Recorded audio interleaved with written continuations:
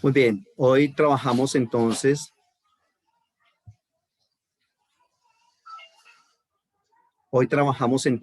el concepto de pecado, ¿listo? Y vamos a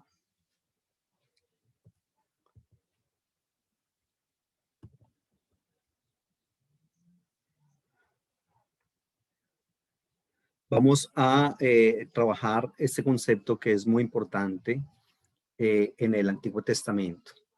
En este Antiguo Testamento hay, curiosamente, 26 términos diferentes para el pecado. Y en el Antiguo Testamento solo cabe hablar de pecado en sentido propio, cuidado, cuando se trata de un acto que va en contra de un deber absoluto. Es decir, recordemos que en Israel, según el texto bíblico, hay una cosa que se llama berit, que es el pacto, ¿correcto? El pacto que es lo que Dios hace con el pueblo de Israel. Y de ese pacto surgen unos derechos, pero también surgen unas obligaciones. Y el pecado entonces sería ir en contra de ese deber, que es un deber absoluto. Se está quebrantando ese deber.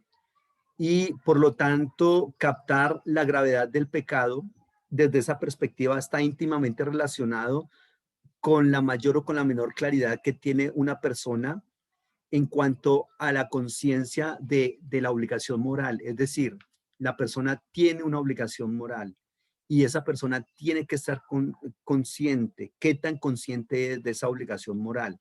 Y por lo tanto, ese concepto de pecado está ligado a esa conciencia que se tiene, a la gravedad de lo que se está haciendo, ¿ya? Entonces hay que tener en cuenta eso. En Israel hay un aspecto que se llama la personalidad corporativa, en la cual una persona hace algo y todo el pueblo es culpable y todo el pueblo lleva las consecuencias de ese acto, aunque es un acto delictivo aislado. Eso nosotros lo tenemos que tener muy en cuenta, que infortunadamente nosotros, por ejemplo, en una sociedad como la colombiana e incluso como la latinoamericana, se plantearía algo como que definitivamente, pues es mi vida y lo que yo hago es lo que yo hago y punto. No, no porque por muy pequeño que sea y por muy aislado que esté este acto que nosotros estamos llevando a cabo, tiene unas consecuencias bastante lamentables. Tiene unas consecuencias bastante lamentables para toda la sociedad. Es que fue a él al que le robaron el celular, no a mí. Fue a él al que le mataron el familiar, no a mí. Cuidado, aparentemente no a mí. Pero eso tiene un efecto dominó, en el cual así lo haya hecho una persona y allá en lo más oculto, lo más escondido, lo más recóndito, me afecta a mí y afecta socialmente. Y eso es bastante lamentable porque va a llevar entonces a consecuencias equivocadas. Por ejemplo,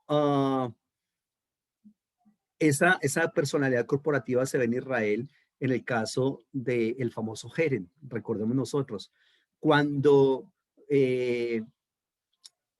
Acán robó el manto babilónico y el oro, recuerdan ustedes, y aún así este personaje lo hizo oculto, pero las consecuencias están para todo el pueblo. Hay muchos textos en los cuales nos comenta eso. Por ejemplo, Génesis capítulo 20, versículo 3.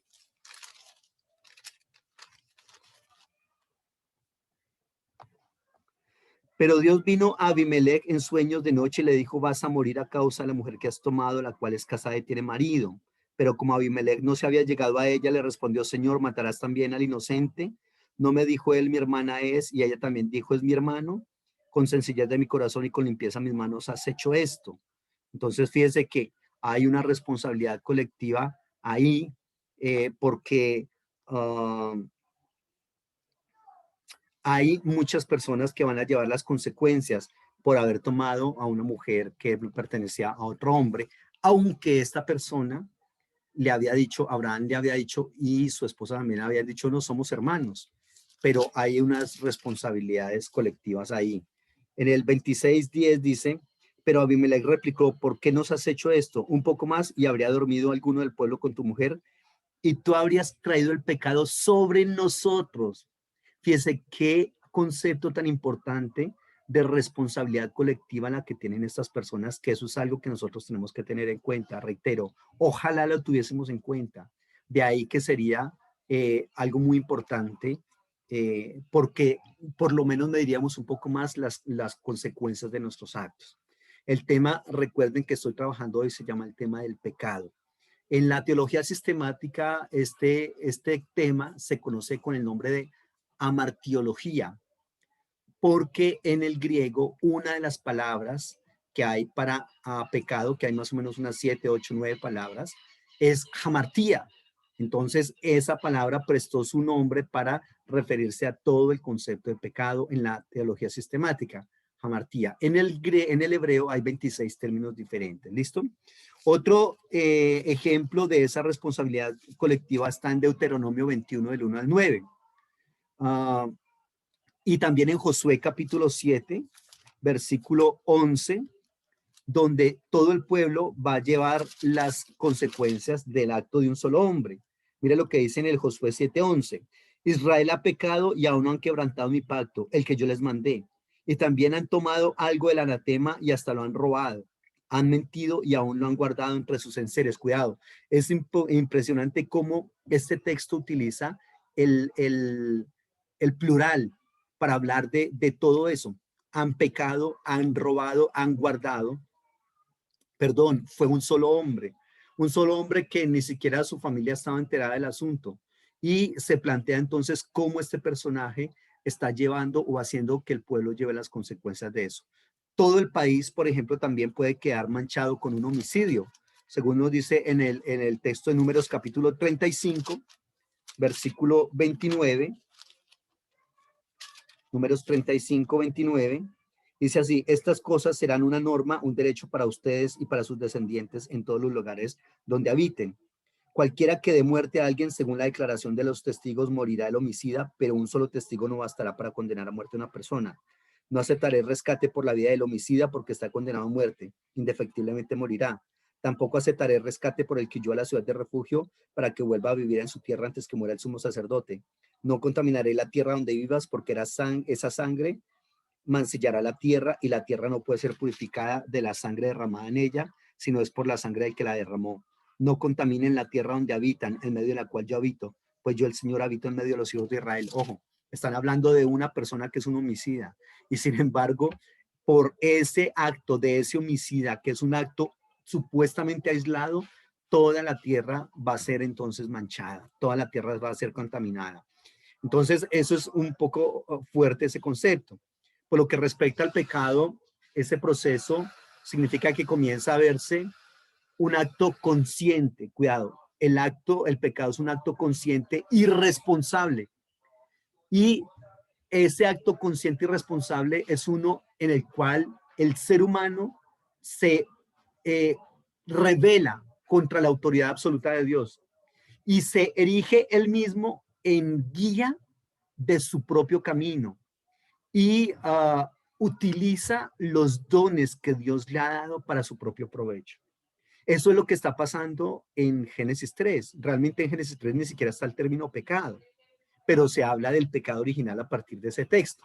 Y es básicamente eso, entre otros conceptos que le hablaré a un momento. Eh, el hombre, Dios le ha dado un libre albedrío a ese hombre, correcto, y le ha dado unos dones, unos talentos, y este hombre ahora quiere ser autónomo. Autos significa auto, sí mismo, nomos ley, ley para sí mismo. Yo no le quiero preguntar a Dios si lo que yo voy a hacer está bien o está mal. Yo quiero hacerlo dependiendo mi propio concepto, ¿cierto? Y entonces termina siendo el amo, dueño, señor de su propio camino que no involucra a Dios y los dones que Dios también les dio los utiliza para su propio provecho e incluso muchas veces en contra de la ley de Dios. Es bastante fuerte ese concepto. Entonces, fíjese que aquí hay una idea básica y una idea unificadora de un comportamiento contrario a una norma establecida de antemano, ¿ya? Entonces, ah, el, el concepto de pecado tiene 27 términos en el hebreo, porque algunos de esos términos tienen que ver con la acción en sí, otras tienen que ver con el proceso tanto psíquico como espiritual del pecado, y otros términos tienen que ver con las consecuencias de ese pecado, ¿ya? Entonces, por eso es que funciona y con tantos términos y es tan importante. De ahí que cuando una persona a veces le dice a uno, bueno, ¿y qué es pecado? Y uno tiene la tendencia también de tratar de definir pecado. Pecado es quebrantar la ley del Señor. Pero si nosotros trabajamos ese concepto, teniendo en cuenta estos 26 términos diferentes, pues nos vamos a dar cuenta que es algo bastante complejo, porque entonces, vamos cómo vamos a mirar ese aspecto en el sentido de que es realmente ah, muchos términos, tanto en el hebreo como en el griego, para hablar de ese concepto del pecado. Entonces sería como irresponsable en nuestra parte tratar de definirlo con una sola frase. Pecado es quebrantar la ley del Señor. Mm, es bastante interesante. Por ejemplo, en 1 Samuel 14, versículo 43, o en Levíticos 4, 5, nos habla de una falta ritual, no intencionada, ojo, pero que aunque no es intencionada, sí va a implicar una culpa que es castigada incluso hasta con la pena de muerte. Miren lo que dice 1 Samuel 14, 43.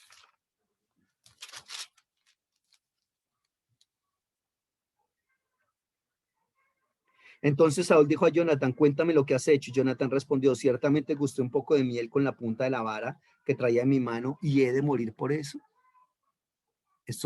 Estaba una, ¿se acuerda que Saúl había lanzado un edicto? O sea, nadie puede comer nada hasta no destruir y hasta no terminar con esta guerra. Y Jonathan no sabía de eso y lo hizo. Y aún así dijo, definitivamente tiene que morir. Eso fue un asunto bastante fuerte porque casi muere Jonathan por eso, siendo el hijo del rey. El libro de Levítico, capítulo 4, versículo 5, dice así: después el sacerdote ungido tomará parte de la sangre del becerro y la traerá del tabernáculo de reunión. Mojará el sacerdote su dedo en la sangre y rociará con aquella sangre 7 veces delante del Señor frente al santuario. El sacerdote pondrá esa sangre sobre los cuernos del altar del incienso aromático que está en el tabernáculo de reunión. Y en fin, habla entonces cómo todo ese concepto está ahí de cómo una persona puede, por algo que él hizo, sencillamente hacerse acreedor de la pena de muerte. Este texto de Levíticos capítulo 4, versículo 5, también está del 1 al 6, del 14 al 19, es bastante extenso, pero se lo recomiendo que lo leamos y ya nos vamos a dar cuenta de que si algo estaba dedicado al Señor y eso no se guardaba para el Señor, esa persona era tremendamente culpable. ¿Listo? Entonces, eh, el pecado consiste en palabras más, palabras menos, sí, transgredir el mandamiento de un poder divino. Y ese poder divino, como ese poder está trabajando por la santidad, porque es santo, entonces ese poder que está en la divinidad va a reaccionar automáticamente contra eso que se cometió, ¿ya? ¿Por qué? Porque el pecado va a representar como una especie de virus contagioso que va a poder destruir incluso a los que lo contraen sin saberlo. Ojo, eso es algo muy importante, sin saberlo. O sea, que el pecado en el texto bíblico se presenta como algo que va leudando, como bien se plantea, la levadura se utiliza en la Biblia desde varias perspectivas, va leudando, ¿cierto? Y cómo esa levadura va contaminando toda la masa, aún sin que se vea, pero los efectos sí se van a evidenciar. Entonces el pecado es como ese virus que puede destruir a todas las personas que lo contraen, reitero, incluso sin saberlo. Entonces, eso es bastante lamentable. Ahora, por otro lado, también ese concepto del pecado no solamente está en Israel, eso también está, por ejemplo, en Babilonia, en Egipto, en las cosmogonías griegas. Todo eso nos muestran ese terreno sobre el cual la idea de pecado en la comunidad israelita se va fortaleciendo, se va formando, ¿cierto? Y se va tomando esas ideas también de allá. Como le comenté, en Génesis 3 no habla del concepto de pecado, es decir, no está el término pecado y tampoco está una definición conceptual del mismo término, sino que el pecado en Génesis 3 consiste, según el relato, en que, reitero, el ser humano quiere ser autónomo, ¿ya? Entonces, no quiero preguntarte a ti, tener que preguntarte si lo que estoy haciendo está bien o está mal. No.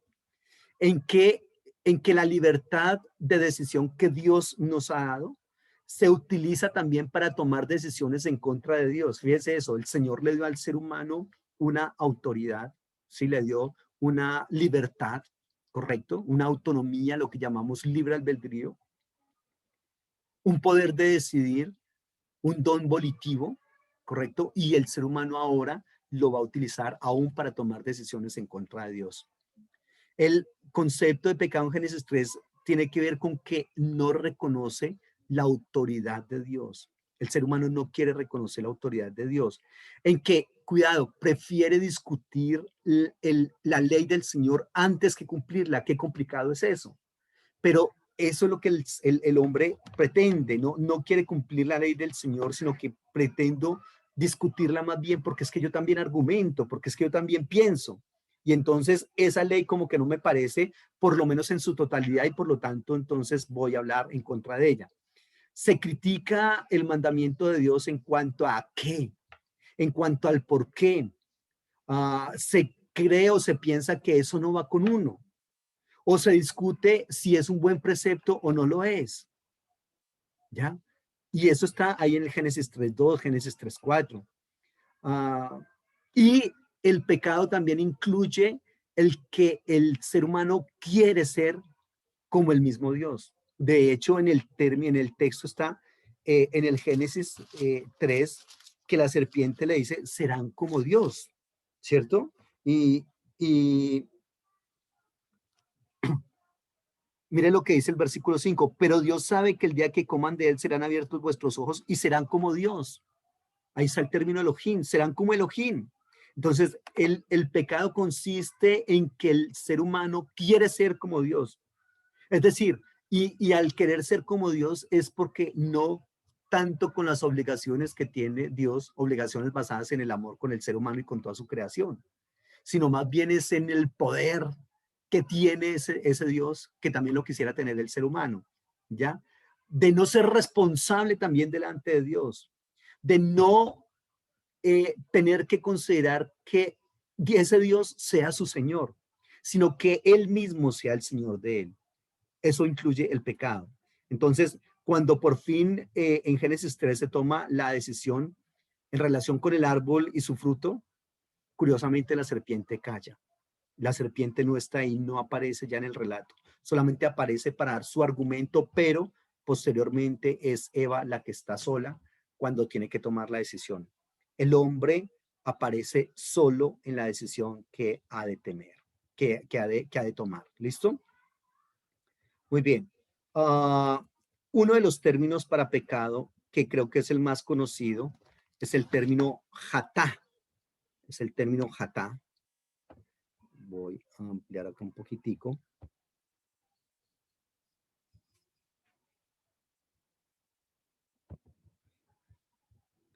Es el término jatá,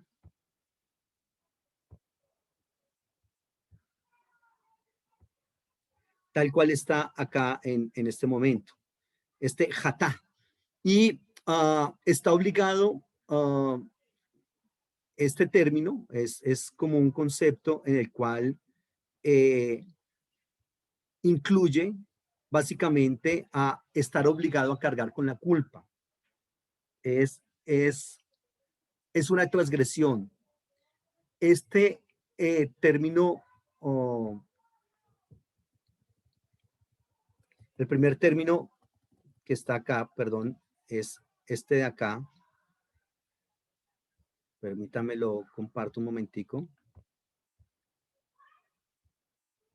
Es este término primero de acá. Es el término ashan. Ashan. ¿Qué es ashan? Básicamente es estar obligado a cargar con una culpa. ¿Y por qué con una culpa? ¿Qué está pasando ahí? Porque sencillamente esta persona es culpable debido a una ofensa. Por ejemplo, en Génesis capítulo 26, versículo 10. Pero Abimelech replicó: ¿por qué nos has hecho esto? Un poco más y habría dormido alguno del pueblo con tu mujer y habrías traído el pecado sobre nosotros. Acá está el término Ashan. Ashan. En Jeremías 51:5 también. Este término Ashan también se va a utilizar para el pago a un damnificado o una ofrenda por culpa o por una ofensa. Esto está en Números capítulo 5. Números capítulo 5.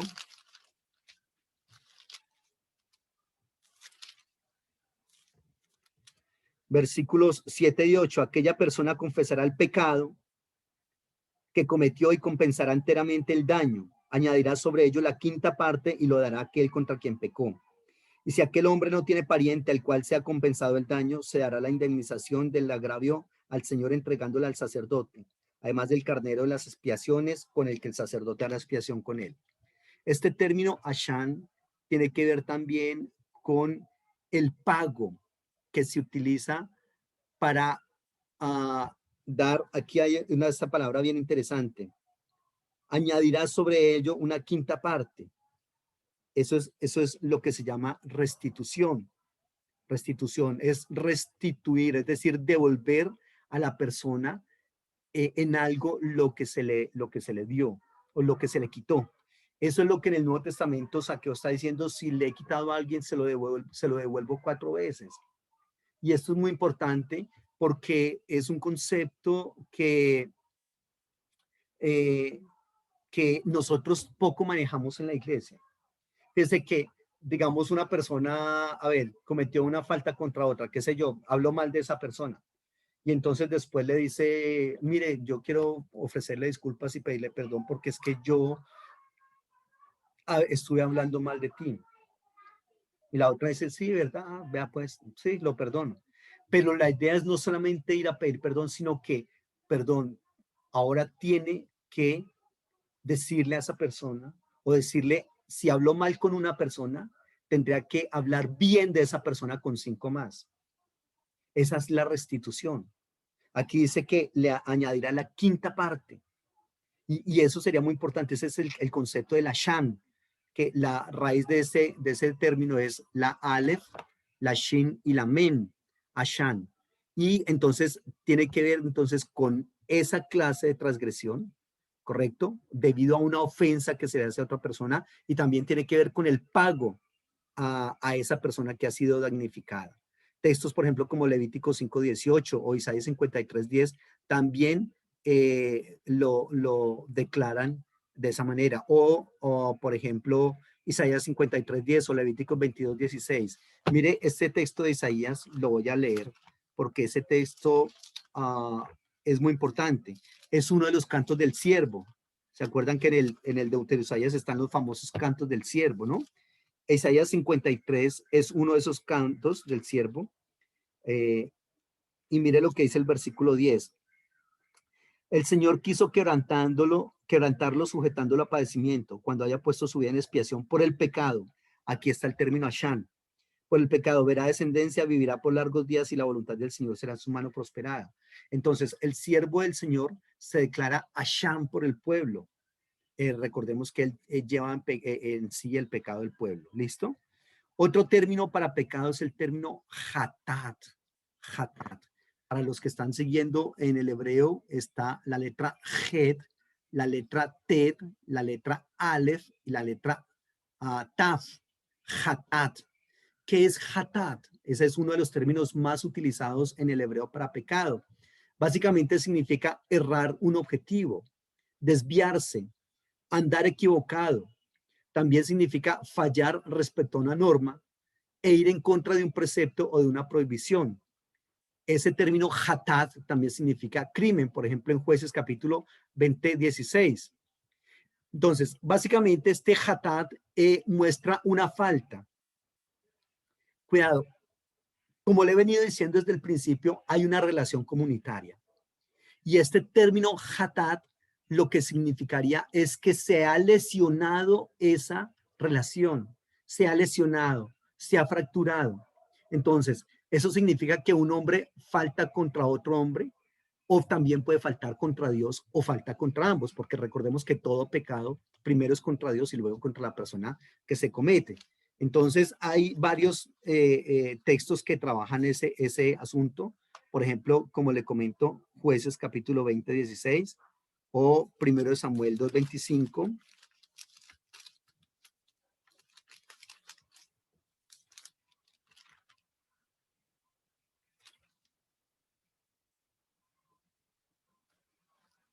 Contra Jehová quien rogará por él, pero ellos no oyeron la voz de su padre porque Jehová había resuelto hacerlos morir. Aquí entonces está una relación, una lesión comunitaria.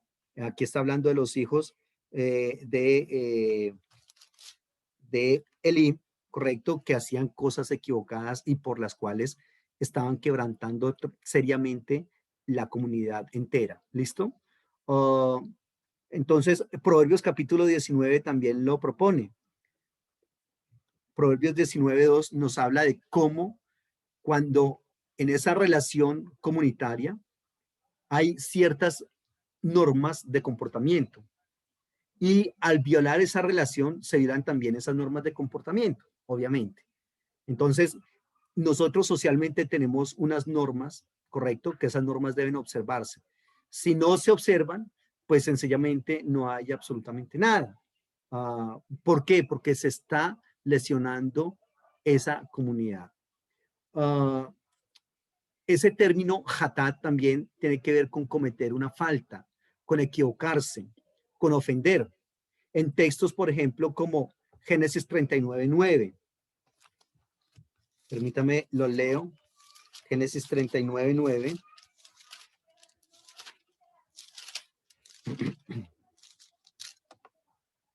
No hay otro mayor que yo en esta casa y ninguna cosa me ha reservado sino a ti por cuanto tú eres mujer.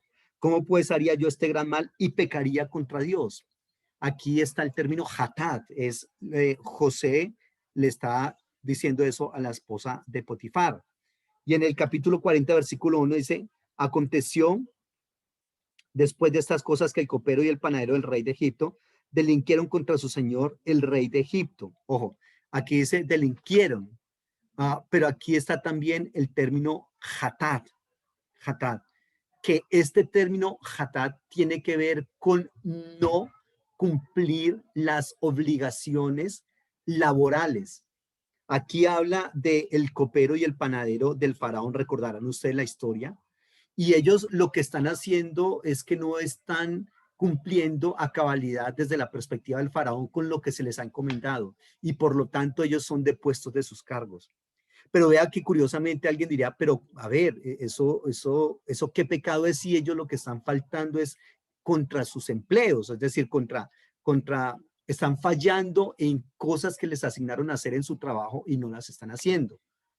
Curiosamente eso también es pecado. Todo esto que nosotros estamos hablando, este término hatat, tiene que ver con un aspecto que en la teología sistemática algunos teólogos han trabajado como el famoso pecado estructural. El pecado estructural o el pecado social también se le llama. Son esas situaciones que la gente hace y que en Colombia, por ejemplo, hacen desde el político hasta el vendedor de limones de la esquina, ¿cierto? Todo cometiendo una y otra equivocación en contra de la sociedad y haciendo que esto sea un pecado estructural definitivamente del cual no hay como mucho chance de liberarse, ¿ya? Pero entonces ese concepto del copero y del panadero del faraón, eso es pecado. Entonces, el hecho, por ejemplo, de que a mí me hayan contratado para qué sé yo, X trabajo en una oficina y me la paso revisando mis redes sociales y le dedico mucho tiempo a mis redes sociales dentro del trabajo. O digo, no, yo tengo chance de hacer X cosa mía en el trabajo porque me queda un tiempito libre. Ojo, eso es pecado. Eso es pecado.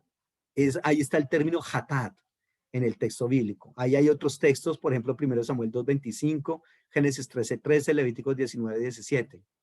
¿Ya? Entonces, este término hatat es un término que se utiliza preferencialmente en el Antiguo Testamento para hablar de pecado. Y como le comento, se refiere a las fallas cúlticas, jurídicas, sociales, como en 2 Samuel 12:13, Jeremías 16:10, en Oseas 8:13, en Génesis 41:9, en Miqueas 3:8. ¿Ya? En todos esos términos está ese concepto del hatat. Entonces, ese hatat tiene que ver con fallas cúlticas, con fallas jurídicas, con fallas sociales, y es el término por excelencia en el Antiguo Testamento para referirse al pecado. Algunos de esos textos, interesantes todos, permítame leer por lo menos uno de los que le planteé ahorita.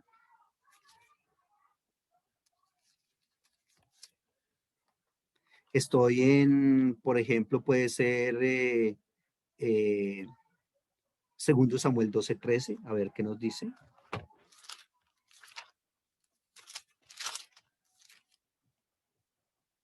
Entonces dijo David a Natán, pequé contra el Señor. Y Natán dijo a David, también el Señor ha perdonado tu pecado y no morirás. Aquí entonces habla de unas fallas tanto sociales como espirituales, ¿cierto? Es el pecado de Jonatán, de David con Betsabé, ¿listo?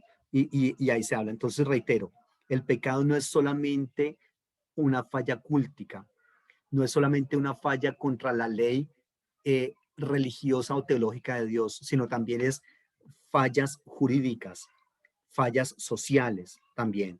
¿Listo? Porque esa palabra hatat, que es la que estamos trabajando, se emplea en el área jurídico profana, como la rebeldía de Ezequías, por ejemplo, en 2 Reyes 18:14. O le comentaba que el incumplimiento de las obligaciones profesionales del copero y del panadero del faraón. O sea, son fallas profesionales. Alguien diría, bueno, pero eso no tiene nada que ver con pecado. Sí, sí, porque es un pecado jurídico y es un pecado social. Se constituye en un pecado, como le estoy comentando, estructural. No estoy cumpliendo con mis deberes, aquellos deberes para los cuales me contrataron a mí. ¿Listo? Entonces, ese término hatat básicamente tiene que ver con pecado en todas las esferas de la vida y no solamente en el ámbito religioso. ¿Listo? Entonces, algo bastante curioso también con el término hatat es que en este término no hay diferencia entre cometer consciente o inconscientemente ese acto, curiosamente. Lo que lo califica como la falta no es el motivo del sentimiento, porque esa persona puede incluso no saber que lo que está haciendo está mal, sino es la acción en sí, la acción en sí. Por ejemplo, Génesis 29 o Números 22:34 nos habla de fallas inconscientes en las cuales se utiliza este término hatat, pero que aún así se constituyen en pecado. Mire, por ejemplo, Números 22:34. Entonces Balaam dijo al ángel del Señor, he pecado porque no sabía que tú te ponías delante de mí en el camino, pero ahora si te parece mal, yo regresaré. Aquí Balaam no sabía que el Señor estaba ahí. Es cuando él está golpeando el asna. Y sin embargo, aunque no sepa, aún así es culpable la persona. ¿Listo? Ese ser humano es responsable de las faltas inconscientes. Es una falta objetiva que luego debe ser reparada mediante un acto también objetivo, si uno quiere ser librado de ese hatat. Muy bien. Hay otro término para pecado que es el aven. Aven. Aven es la letra Aleph, para los que están siguiendo el hebreo, la Vav y la Nun final. Aven. Aven significa iniquidad, significa vanidad y significa dolor. Ojo, aquí ya está hablando es del dolor que causa el haber pecado, definitivamente. Este concepto de Abén tiene que ver con la ausencia de todo lo que tiene un verdadero valor en la vida del ser humano. Es decir, ese ser humano, por ejemplo, no tendría un moral ético, un valor moral, ningún valor ético, ningún valor espiritual, ¿ya? Este término Abén también significa maldad o también significa maledicencia, también significa una carga o una dificultad penosa. Curiosamente, este término Abén, ¿sabe qué significa también? Doblarse, doblarse. ¿Y por qué doblarse? ¿A qué hace referencia? En que el pecado coloca una gran carga en la vida del ser humano y por lo tanto ese ser humano se está inclinando, se está doblando por el peso del pecado sobre su vida, ¿ya? Es bastante interesante este concepto. Ahí está también el Salmo 90:10 o Miqueas 2:1 o también Isaías 1:13. Voy a leer alguno de esos textos rápidamente. Puede ser el Salmo 90:10.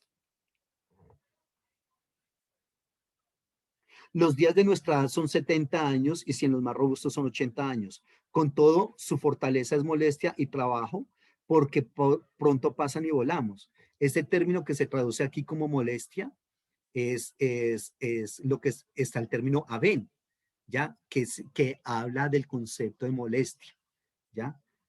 Isaías 1:13 o Salmo 36:3 también. Ese término también significa falsedad o engaño. Hay otro texto en el cual se utiliza. Les estoy mencionando muchos textos, infortunadamente no los puedo leer todos por el tiempo. Isaías capítulo 41, versículo 29.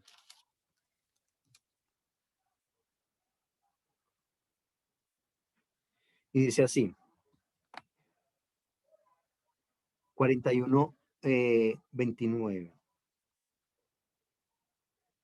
He aquí todas son vanidad y sus obras no son nada. Viento y vanidad son sus imágenes fundidas. Aquí está el término Abén también que se traduce como vanidad. ¿Listo? Eso es el asunto. Hay otro término para pecado que es el término amal. El término amal significa pena, infortunio, trabajo. Ese término está, por ejemplo, en Eclesiastés 2:18 o en el Salmo 107:12, donde se habla de problemas y sufrimientos que el pecado causa al pecador y a los cercanos. Eso está, por ejemplo, en Jeremías 28 o en Deuteronomio 26:7 o en el Salmo 149. ¿Listo? Leamos por lo menos alguno de ellos. Salmo 107:12, como les comento.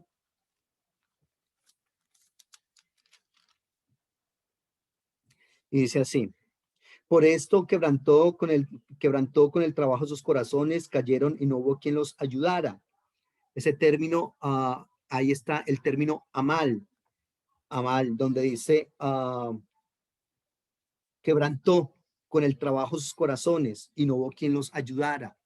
Este término amal, reitero, significa mucho trabajo, significa mal, pena o infortunio.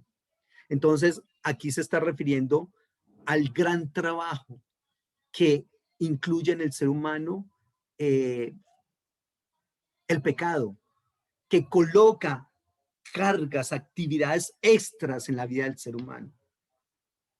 Curiosamente, viene a mi mente en este momento el decálogo divino y recuerden cómo inicia el decálogo divino. Yo soy el Señor tu Dios que te saqué de la tierra de Egipto de casa de servidumbre. Y esto es muy importante porque se está hablando entonces de cómo el Señor libera al pueblo de Israel y les da un decálogo divino. Ese decálogo no es para volverlos a esclavizar, sino que al contrario, lo que está diciendo es, yo los saqué de la casa de Egipto, de tierra de servidumbre, y ahora para que ustedes se mantengan en esa libertad que yo les doy, les voy a dar estos reglamentos. Es decir, si ustedes quieren ser libres y mantenerse en esa libertad, no no adultere, no fornique, no codicie, no adore a otros dioses, guarde el día de reposo, en fin. Entonces, fíjese que este término mal tiene que ver con trabajo, con pena, con infortunio, que son características que adiciona el pecado en la vida del ser humano. ¿Listo? Otro término es el término abón. Abón. El término amal que les dije es la ayin, la men y la lamed. Amal. Y el término abón. Abón significa ¿qué? La abón es la ayin, la vav y la men final.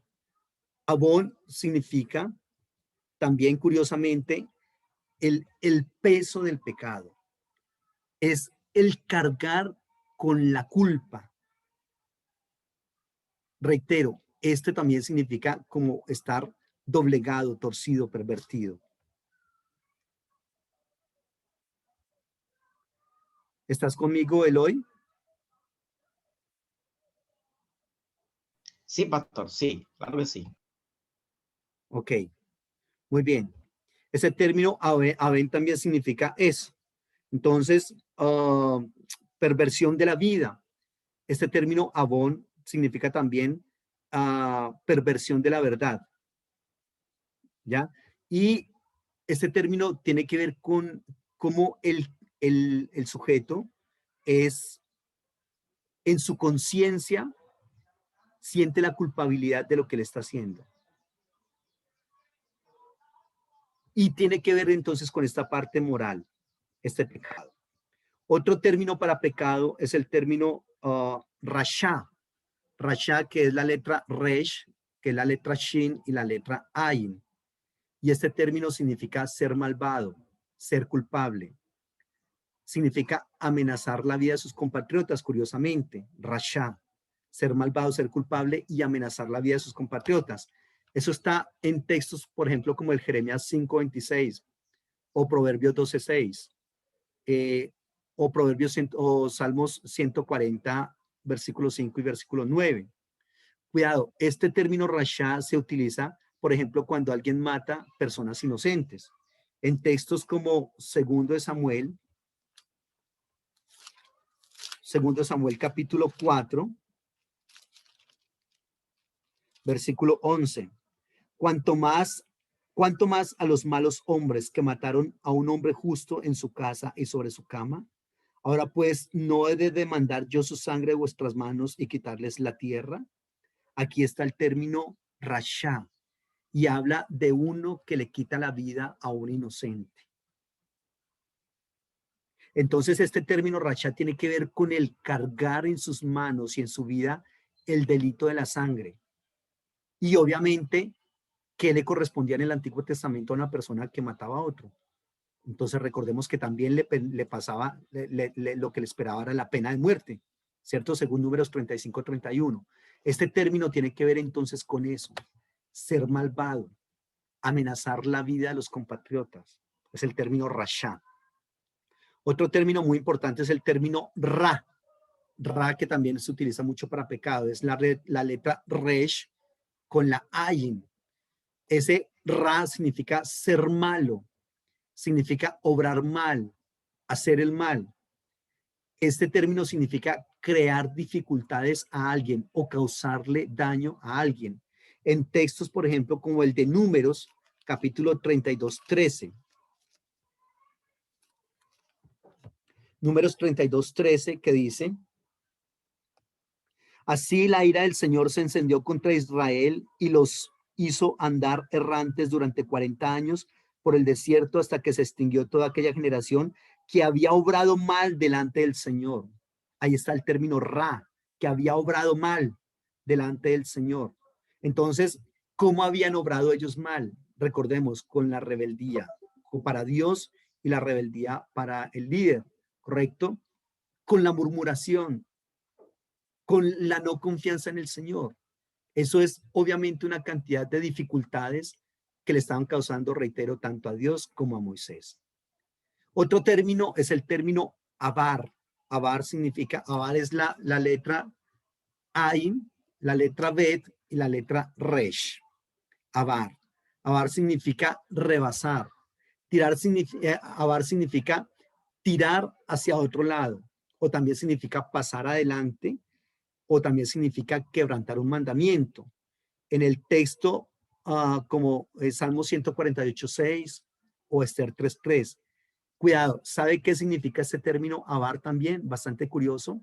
Significa decaer, significa apagarse. El pecado va haciendo que uno se apague lentamente. Significa agotarse. Qué curioso, ¿no? Eso está en textos como Job 6:15, Job 11:6. También significa perecer. Miremos estos textos de Job, ya que están los tres ahí. Job 6:15.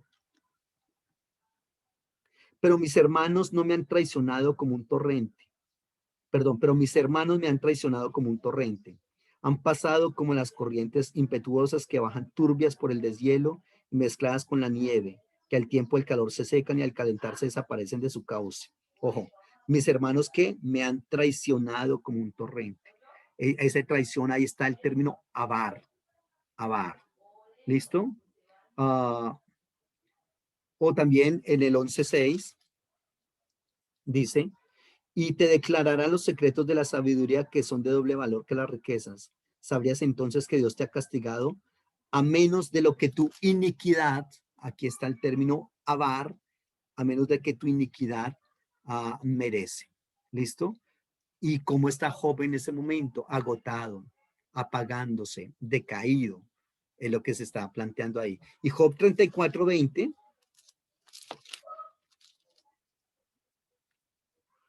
dice así, en un momento mueren, a medianoche los pueblos se alborotan y ellos pasan y sin mano de hombre es quitado el poderoso, porque los ojos de Dios están sobre los caminos del hombre y ve todos sus pasos. Um, en el 19 dice, pues cuánto menos a aquel, bueno, voy a leer desde un poquitico. Si pues hay en ti entendimiento, oye esto, escucha la voz de mis palabras, estoy desde el 16. ¿Gobernará acaso el que aborrece juicio? ¿Condenarás tú al que es tan justo? ¿Se llamará perverso al rey o a impíos a los príncipes? Pues cuánto menos aquel que no hace diferencia entre príncipes ni respeta más al rico que al pobre, porque todos son obra de sus manos. En un momento mueren a medianoche, los pueblos se alborotan y ellos pasan y sin mano de hombre es quitado el poderoso. Ahí está el término donde dice el que aborrece el juicio. Es el término avar, el término avar. ¿Listo? Muy bien. Hay otro término para pecado que es el término pesha. Pesha. Ese pesha tiene que ver, es la letra P, la letra Shin y la letra Ain. Tiene que ver con la caracterización del pecado en cuanto a rechazo y en cuanto a rebelión. El ser humano que peca con este término pesha se revela y por lo tanto rechazado. ¿Ya? Entonces, todos estos términos son bastante importantes porque tienen que ver con un comportamiento contrario a una norma. ¿Ya? Entonces, a veces, como le comento, se resalta la acción en sí, otras el proceso psíquico que lo acompaña, otras las consecuencias de ese pecado, ¿cierto? Y por eso hay tantos términos en el hebreo para eso. Aquí le mencioné solamente algunos, le comento que en el hebreo hay 26 términos diferentes. Pero yo quiero que hoy usted me dispense un momentico, porque aunque nosotros hablamos en esta clase de teología del Antiguo Testamento, permítame pasarme un momentico al Nuevo Testamento, porque no quiero pasar por alto esta clase sin referirme a algunos términos del griego para pecado. Términos, por ejemplo, como amartía, que como bien le decía al inicio, es el término que se utilizó para hablar de pecado como área de estudio, hamartiología. ¿Listo? La amartiología es el estudio del pecado según la teología sistemática.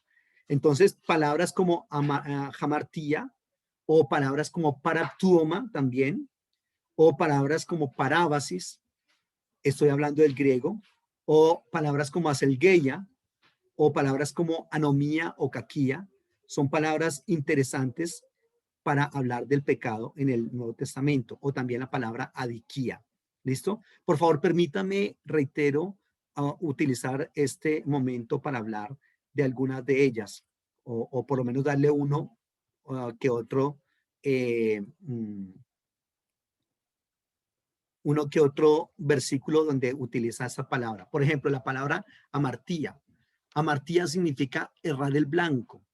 Este es un error por culpa. Es decir, la persona es responsable de lo que está haciendo, porque el término hamartía significa violación a la ley divina. Y entonces este término está incluyendo una culpa moral, porque está hablando de una oposición que se hace contra Dios y que es una oposición consciente. Entonces, lo que está pasando con esta término hamartía es que la persona está teniendo una acción que contradice la ley de Dios, ¿sí ve? Y pues eso es bastante lamentable. Ese texto, ese término amartía está en textos como Juan 8:46 o Santiago 1:15 o Primera de Juan 1:8. Leamos por favor uno de esos al menos. Juan 8:46.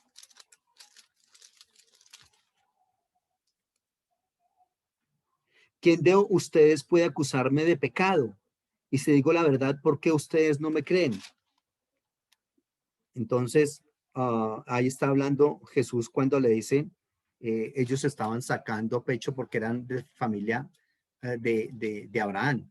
Y entonces el Señor les termina diciendo, bueno, y es que, ¿quién de ustedes me puede culpar a mí de pecado? Y ahí está el término hamartía, es decir, ¿quién de ustedes me puede culpar a mí de que yo estoy violando la ley de Dios? O que yo conscientemente estoy oponiéndome a Dios. Es lo que les está diciendo el Señor en ese texto. ¿Listo? Primera de Juan 3:4. Pero también, curiosamente, el término tiene que ver con servidumbre a la potestad demoníaca. O también tiene que ver con ofensas a Dios.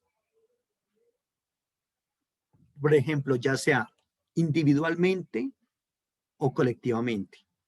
¿Listo? Eso también, recordemos que lo veíamos en el Antiguo Testamento. Tiene que haber una conciencia de que nosotros somos parte de una colectividad y que lo que nosotros hacemos sea muy malo o por allá en lo más escondido, eso afecta a toda la colectividad. ¿Listo? Entonces, hay actos individuales y hay actos colectivos de ese pecado y todos tienen que definitivamente llevar las consecuencias, el ser humano.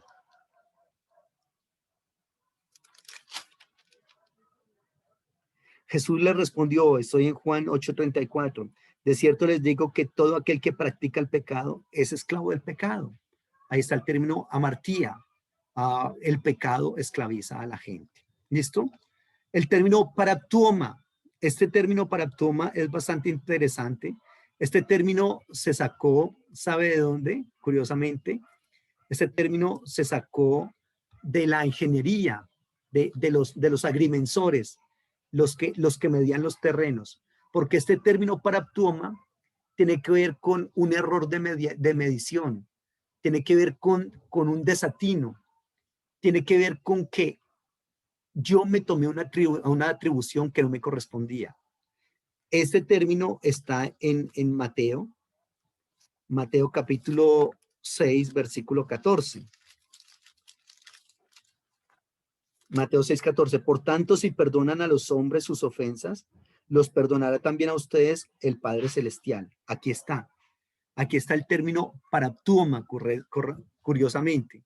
Y cuando dice, por tanto, si perdonan a los hombres sus ofensas, y recuerde que le estoy hablando de paraptuma, le estoy diciendo que es un error de medición. Es decir, cuando yo no me mido ni en palabras o cuando yo no me mido en maneras de actuar frente a una persona, ¿correcto? Ahí estoy cometiendo una falla, porque eso es un desatino, es una mala acción. Y eso está en la famosa oración universal, que es el Padre Nuestro. Perdona nuestros paraptuomas. Es lo que está diciendo el texto, perdona nuestros paraptuomas, ¿no? Y ese texto también está en Efesios capítulo 2, versículo 11. Permítame, lo leo. Efesios.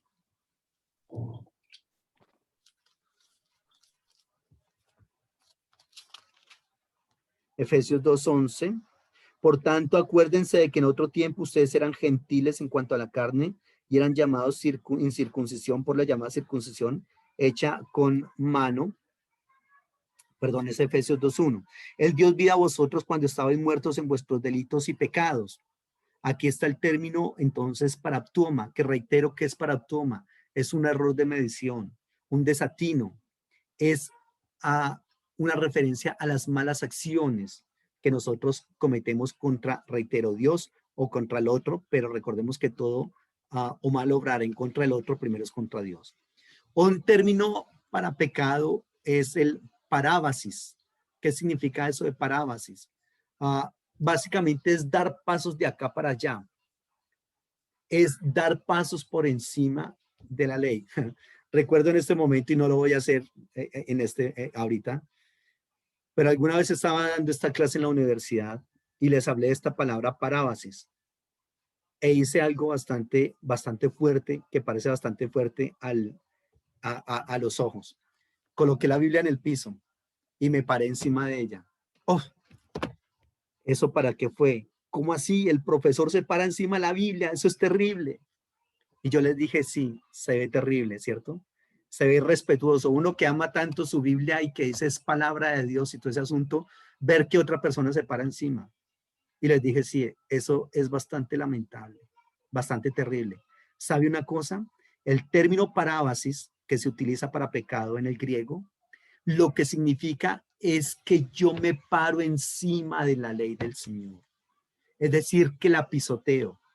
Y si se ve terrible, simplemente parándome físicamente en este texto, cuanto más parándome en el mensaje de este texto para quebrantarlo.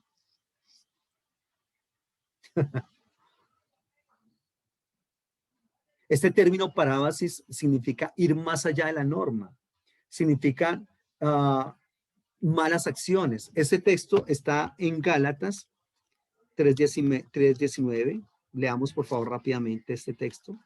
Gálatas 3:19.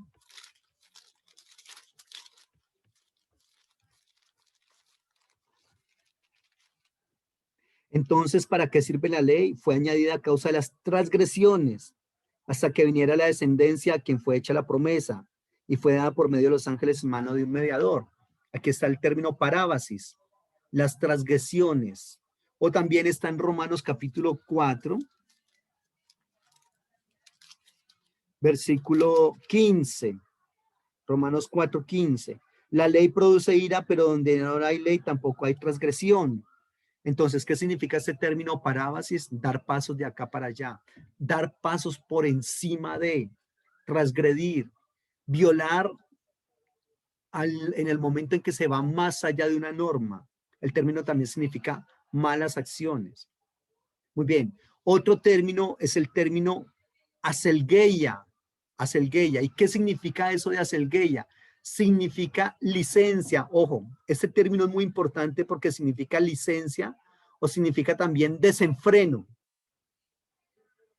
Este término tiene que ver con el libertinaje que nosotros a veces tenemos. Es decir, a veces nosotros como cristianos nos pasa lo de la agente 007 con licencia para matar. Nosotros a veces parece que tuviésemos licencia para pecar. Y como bien dice Pablo, no podemos utilizar nosotros la libertad que Dios nos ha dado como libertinaje para hacer lo que nos corresponde, lo que queremos hacer. Este término aselgeia tiene que ver entonces con ese concepto, con licencia, darnos esa licencia, darnos ese permiso para pecar. Significa libertinaje y también significa desenfreno, ¿ya? Este término tiene que ver con toda maldad o con toda impiedad activa. ¿Se acuerdan ustedes han escuchado hablar de lo que se conoce como el pecado de muerte a veces, o también se conoce como la blasfemia contra el Espíritu Santo? Eso tiene que ver con la selgueya. ¿Por qué? Porque esto es una maldad o una impiedad activa, es decir, algo que se está practicando permanentemente, ¿ya? En textos, por ejemplo, como Segunda de Pedro 2:7 o Efesios 4:19, Gálatas 5:19 o Romanos 13:13 o Segunda de Corintios 12:21, Segunda de Pedro 2:2 o Romanos 1:18 o Segunda de Timoteo 1:16. En todos esos textos está el concepto. Permítame leer por lo menos alguno de ellos. Romanos 13:13. Andemos como de día honestamente, no en glotonerías y borracheras, no en lujurias y libertinaje, no en contiendas y envidias. Ahí está el término aselgueia. En el famoso libertinaje, perdón, no utilicemos la libertad que Dios nos ha dado como justificación para hacer lo que queremos hacer. Ojo con eso. Otro término importante para pecado es el término anomía. Ese término anomía significa desprecio por la ley del Señor. No me interesa. No, es que la Biblia dice no adulterarás. Ah, ¿y qué? Yo adultero porque quiero y porque me gusta. Entonces es desobedecer desde esa perspectiva. Mateo 7:23, ¿qué nos dice? Entonces les declararé, nunca os conocí, apartados de mí, hacedores de ¿qué? Hacedores de anomía. Ahí está el término, hacedores de maldad, hacedores de anomía. ¿Qué significa? Desobediencia, desprecio por la ley, es decir, un pecado sistematizado porque es que realmente no me interesa. Sí, ahí está el texto, pero ¿qué? Sí, a mí me encantaba hacerlo. Segunda de Corintios 6:14.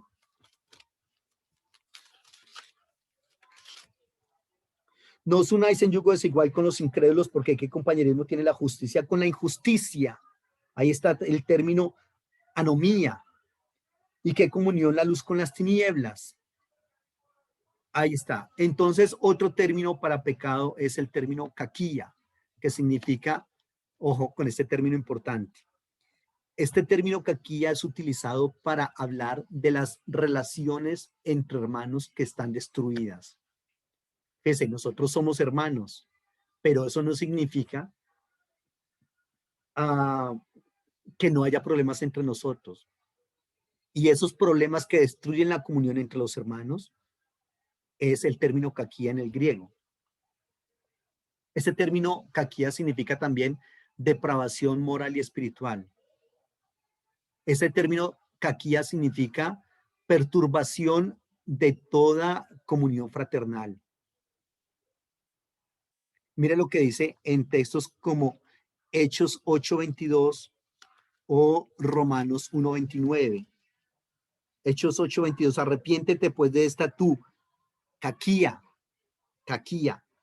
arrepiéntete pues de esta tu maldad y ruega a Dios si quizás te sea perdonado el pensamiento de tu corazón, porque en él de amargura y prisión de maldad veo que estás. Aquí está el término caquía. ¿Qué significa caquía? Una fuerza que destruye la comunión entre los hermanos. Es una perturbación de la comunidad o de la comunión fraternal. ¿Listo? ¿Dónde más está el texto? Romanos 1:29, por ejemplo, leámoslo.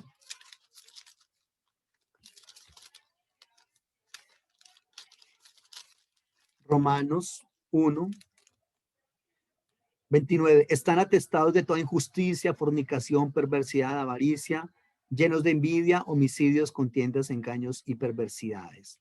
Ahí está el término caquía. ¿Listo? Reitero, otros textos son Lucas 11:39, Efesios 6:12 para este concepto. Y otro término es el adiquía. El adiquía. ¿Qué significa ese adiquía? Es un mal que se hace al prójimo. Este adiquía tiene que ver con la injusticia. Por ejemplo, en textos como Lucas 18:6. Lucas 18:6. Y dijo el Señor, oigan lo que dijo el juez injusto. ¿Y acaso Dios no hará justicia a sus escogidos que claman a él día y noche? Oigan lo que dijo el juez injusto. Ahí donde dice injusto está el término adiquía. El término adiquía significa hacer injusticia, es decir, tratar con injusticia a alguien. Juan 7:18. Aquí tendríamos que empezar a hablar del concepto de justicia que es muy amplio. Pero Eso es lo que significa adiquía, tratar injustamente a alguien. Juan 7:18 dice, el que habla por su propia cuenta, su propia gloria busca, pero el que busca la gloria del que lo envió, este es verdadero y no hay en él adiquía, no hay en él injusticia. Eso significa que injusticia es buscar mi propia ley. Yo no estoy para brillar yo mismo, estoy para que brille Dios en mí. Y esto es importante y se refleja a través del término adiquía. Cuando yo estoy buscando mi propia gloria, sencillamente estoy haciendo que Dios eh, eh, quede como por allá. Y mi concepto, mi objetivo no debe ser ese. Debe ser que mi vida está para darle la gloria al Señor y que todo lo que yo hago esté para darle la gloria al Señor. Este término también significa iniquidad en 2 Timoteo 2:19 o culpabilidad en Marcos 3:29. O curiosamente, este término también significa deuda en el famoso Padre Nuestro. Perdona nuestras deudas, como nosotros perdonamos también a nuestros deudores. ¿Ya? Este término también significa, el término adiquía, miren lo que dice en Lucas 16:9. Lucas 16:9.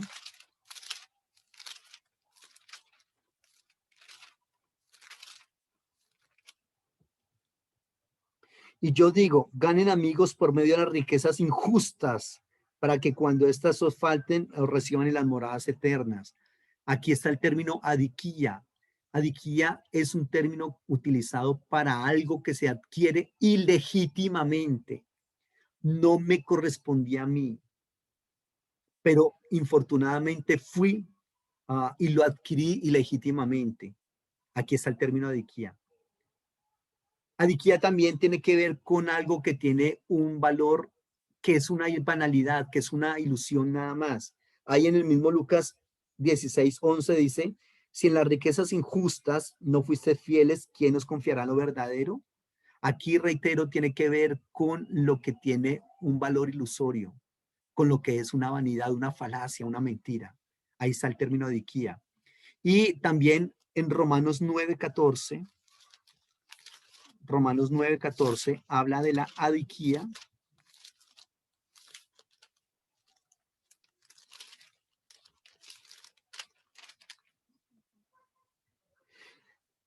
que pues diremos que hay injusticia en Dios de ninguna manera.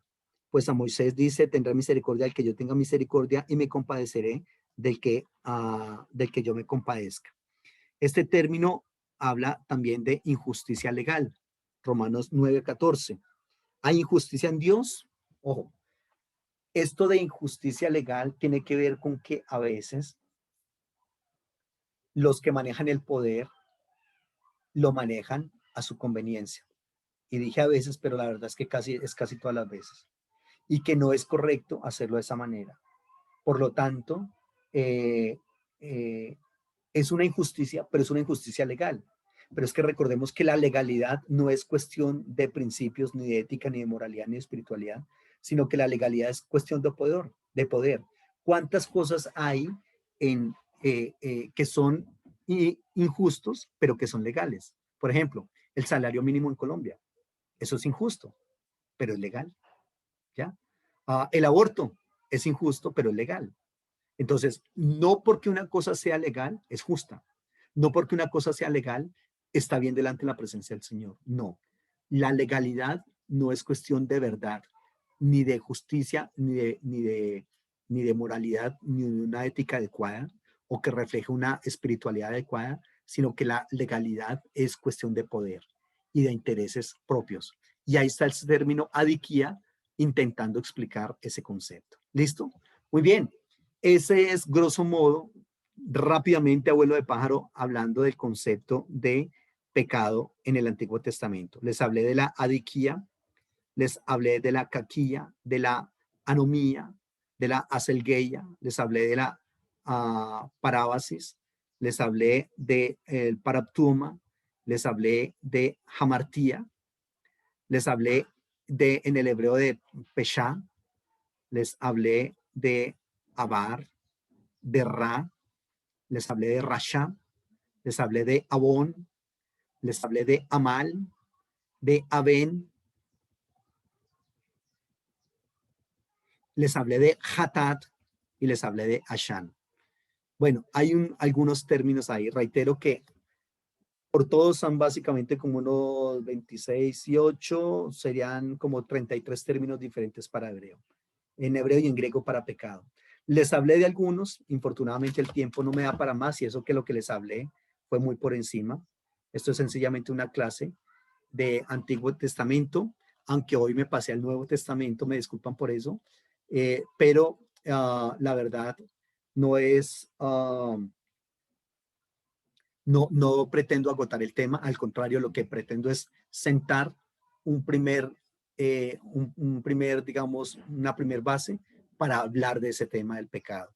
De acá para acá, pues, de acá para adelante se podría hablar muchísimo más del asunto. Preguntas. ¿Qué preguntas tenemos acerca del aspecto? Pastor, si en este momento, se pidiera un diagnóstico sobre el pecado en Colombia, con base en esto que hemos visto, ¿cuál sería? En cuanto a términos, un término muy Sí, importante, el que les decía que se utiliza preferiblemente en el Antiguo Testamento para pecado, el término hatat, porque es el término que tiene que ver no solamente con el concepto de el pecado desde la ley divina, que usualmente se trabaja en el acto litúrgico, sino que tiene que ver con las obligaciones, por ejemplo, profesionales. Todos en Colombia faltamos en la ley, con las leyes profesionales o con los compromisos profesionales, como le estaba comentando. Y eso ha llevado a Colombia a una cosa que se llama el pecado estructural, o también se llama el pecado social, que eso es lo que nos tiene a nosotros tremendamente en bancarrota, y no solamente a la gente que no conoce de Cristo, sino a la misma iglesia, que la iglesia se está callando, no está levantando su voz profética, y eso nos ha llevado a ser cómplices de todo lo que se está viviendo. de acuerdo. Alguien en cierta ocasión dijo que había cometido una blasfemia contra el Espíritu Santo. Y él decía que, como la Escritura dice, que el que comete blasfemia contra el Espíritu Santo no tiene perdón de pecado. ¿Qué consejo le daría usted a esa persona? Creo que el término blasfemia tiene que ser corregido. Yo tengo aquí en mi canal, tengo una prédica, si quieres se la comparto ahora, una enseñanza de lo que es blasfemia contra el Espíritu Santo, porque creo que ese término no se maneja de manera adecuada. La blasfemia contra el Espíritu Santo básicamente primero no es hablar mal del Espíritu Santo. Es decir, no es renegar contra el Espíritu Santo, porque todo ser humano, incluyendo nosotros los cristianos, muchas veces nos pasa que hablamos mal, o que en un momento dado blasfemamos, porque no es solamente hablar mal, sino que es actuar mal. Es decir, por ejemplo, cuando yo digo una mentira, estoy en ese momento blasfemando contra el Espíritu Santo. El problema de eso es quedarme en ese pecado permanentemente. No es que Dios no perdone la blasfemia contra el Espíritu Santo. Lo que pasa es que el ser humano no quiere que se la perdone. ¿Ya? ¿Por qué? Porque él quiere seguir en lo que está haciendo. ¿Ya? Entonces, yo soy chismoso y no pienso arrepentirme, quiero seguir siendo chismoso toda la vida. Entonces, ahí ya se blasfema contra el Espíritu Santo cuando es algo que se comete. En el griego el término es pecando un pecado, es decir, practicando permanentemente un pecado, ¿ya? Pero no habla, por ejemplo, de Pedro cuando negó al Señor. Uy, Pedro, ¿negaste contra el Señor? No. Y entonces ya blasfemaste, y como blasfemaste una vez, eh, eh, entonces ya no tienes perdón de Dios. No, no es eso, no es eso. Es que yo tomé la decisión libre, voluntaria, de, de, de pecar reiterativamente y durante toda mi vida, hasta el día en que me muera, de esa manera. Entonces ahí lo que estoy haciendo es que no reconozco el obrar del Espíritu del Señor en la vida del ser humano. ¿Y por qué se habla de la blasfemia contra el Espíritu Santo? Porque es el Espíritu Santo el que convence de pecado, de justicia y de juicio. Y si yo no acepto al Espíritu Santo, que es el que me convence a mí, pues de todas maneras no hay absolutamente nada que hacer. Es él el único que me puede convencer a mí, y si yo lo rechazo, ¿ya? Entonces, reitero, me gustaría dejarles el link de ese concepto para que lo trabajemos. ¿Preguntas? Muchas gracias, pastor. Bueno, entonces hasta aquí llegó la clase de hoy. Estamos en contacto. El Señor les bendiga y que estén muy bien. Muchísimos éxitos. Pastor, bendiciones.